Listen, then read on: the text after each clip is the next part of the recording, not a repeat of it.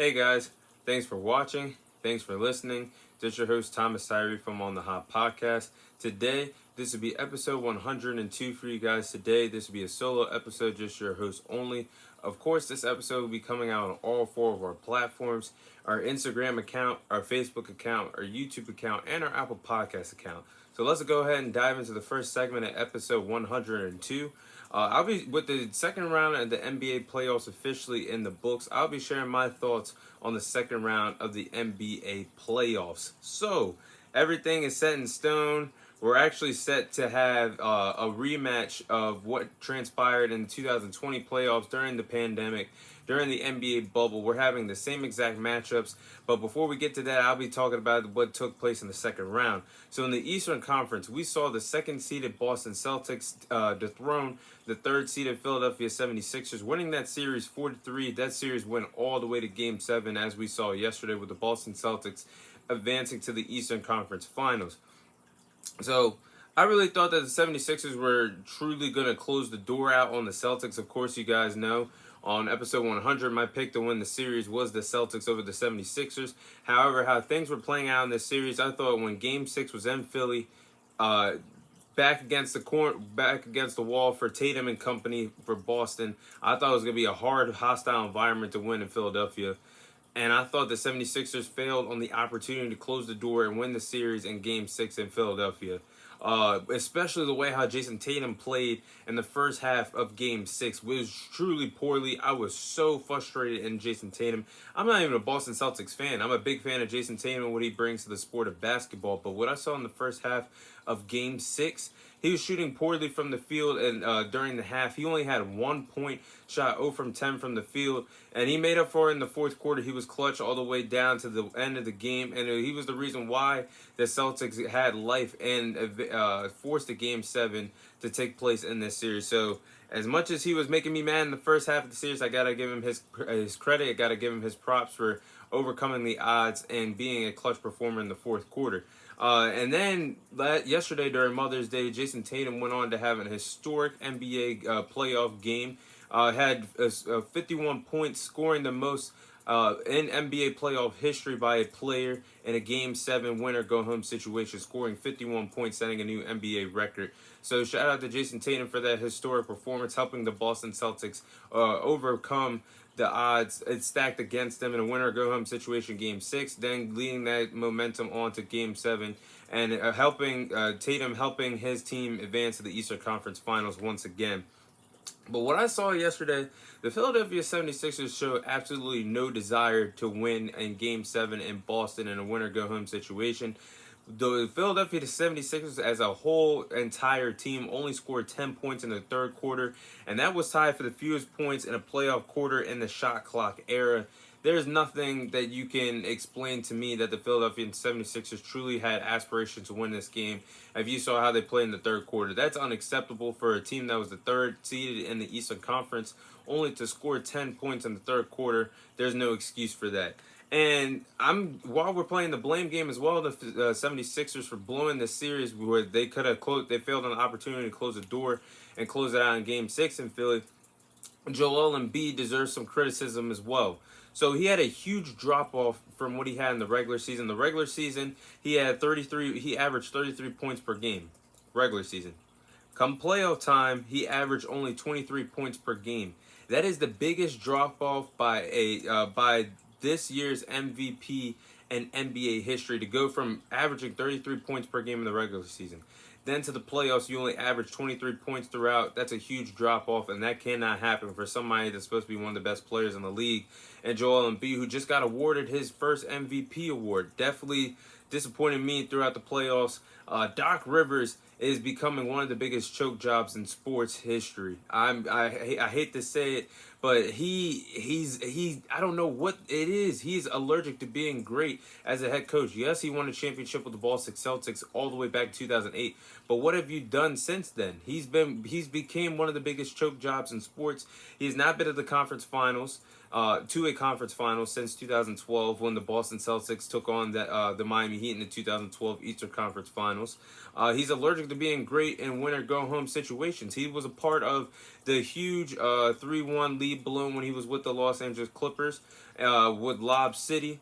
And he did the same thing when he had Paul George and Kawhi Leonard, where they were up 3-1 in the 2020 playoffs against the Denver Nuggets. So he's allergic to winning in winner-go-home situations.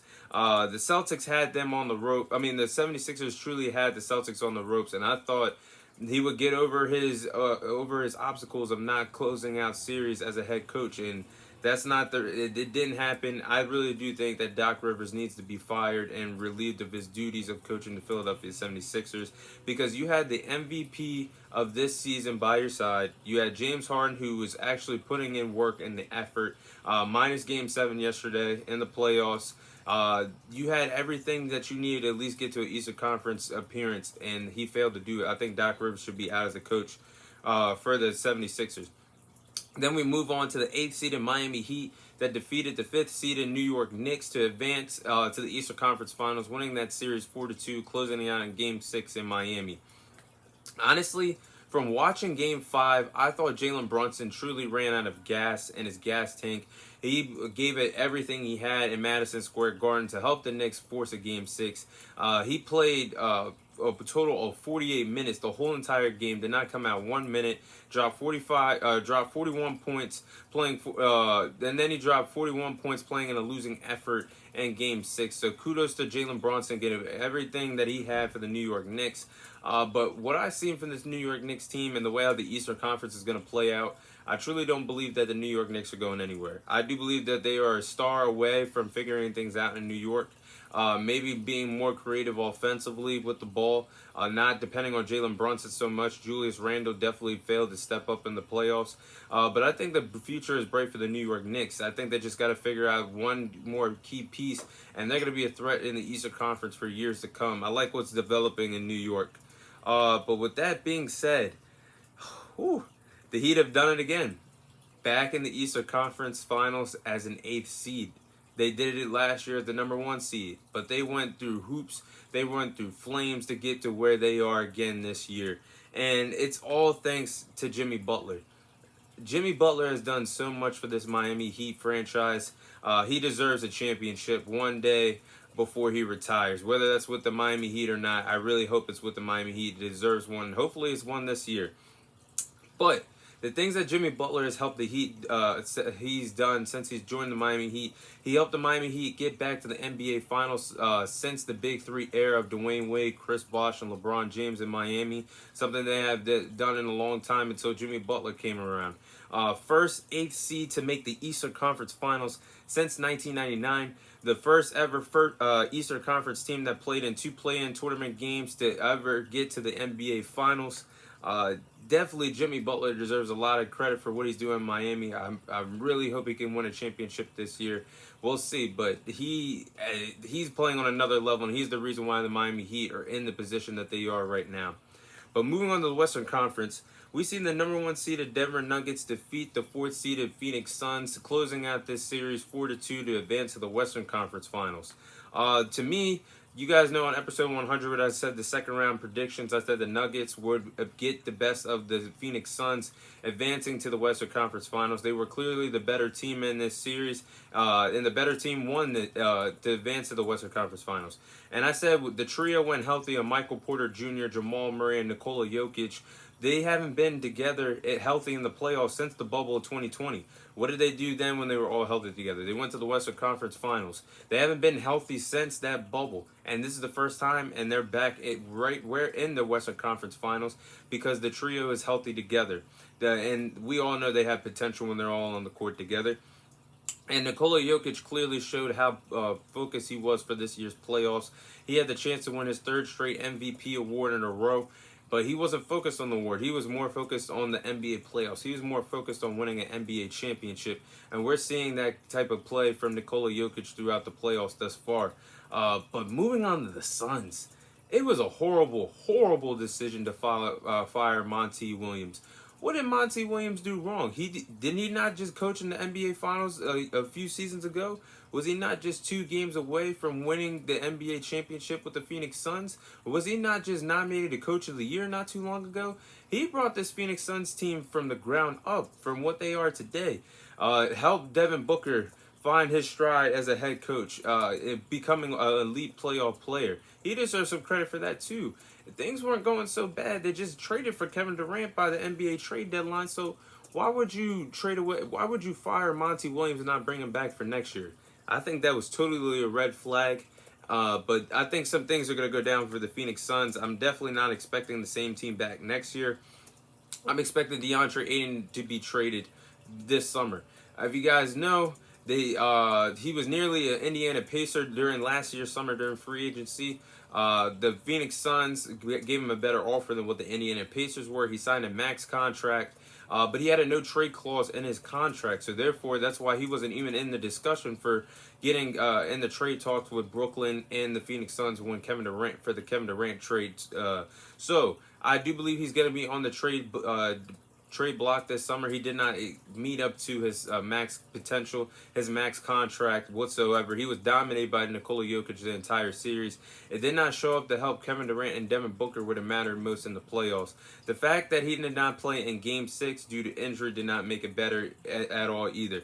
So in the 5 games that DeAndre Ayton and Nikola Jokic matched up against each other, DeAndre Ayton in this entire series when they played 5 games, because he didn't play Game 6. Ayton had 54 points, 41 rebounds, and 6 assists, compared to what Nikola Jokic did to him. Nikola Jokic had 175 points, 69 rebounds, and 50 assists. So, like I said, I predicted that Nikola Jokic was going to have his fingerprints all over this series, and he did not disappoint me. That is the reason why the Suns were defeated by the Denver Nuggets. And I do believe that the reports are going to be true about Chris Paul. I don't believe that he's going to be back with the Phoenix Suns next year at all. Hot take. I think it's not a bad move to get Kyrie Irving and pair him up with Kevin Durant or Devin Booker out there in Phoenix. Or you could go out and explore your options of how to get James Harden, bring him into the Phoenix for NBA free agency. We're saying that he might not be back for the Philadelphia 76ers, but one of those 2 guys would be a great fit to play alongside Devin Booker and Kevin Durant in Phoenix. But I just think Chris Paul's time is done in Phoenix. The games that he did not play, the team just moved faster offensively. Kevin Durant and Devin Booker just play at a faster pace than what Chris Paul is. He's nearly 40 years old. He's obviously out of the prime of his career, but still one of the greatest point guards to ever do it. I think he's just going to be looking for a new team this summer during NBA free agency. And I just knew that the Phoenix Suns didn't have enough to get past the Denver Nuggets. It's hard to win a championship, especially in the NBA, when you don't have a solid bench rotation. They did not have that. They were banking on Devin Booker and Kevin Durant to carry them to an NBA championship this year. That is not the recipe for success. Having your 2 caliber players play 35 to 40, over 40 minutes per game, dropping 40 bombs, it's not going to be enough. It's a 5-man game. You need at least an 8-man rotation to win championships, and they just didn't have it. So to me, there's no shock and surprise that the Phoenix Suns will not be NBA champions. And then we had the 7th seeded Lakers defeated the 6th seeded Warriors, the 4-2 to advance to the Western Conference Finals. LeBron James now has a total of 41 playoff series wins, the most of all time in NBA history. But we could honestly be seeing the last chapter of the Golden State Warriors dynasty. Let's enjoy it while it lasts if those guys come back next year. Steph Curry is 35 years old. Klay Thompson is 33 years old.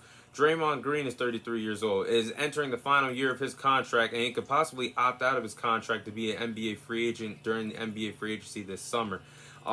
Steve Kerr has 2 years left on his contract.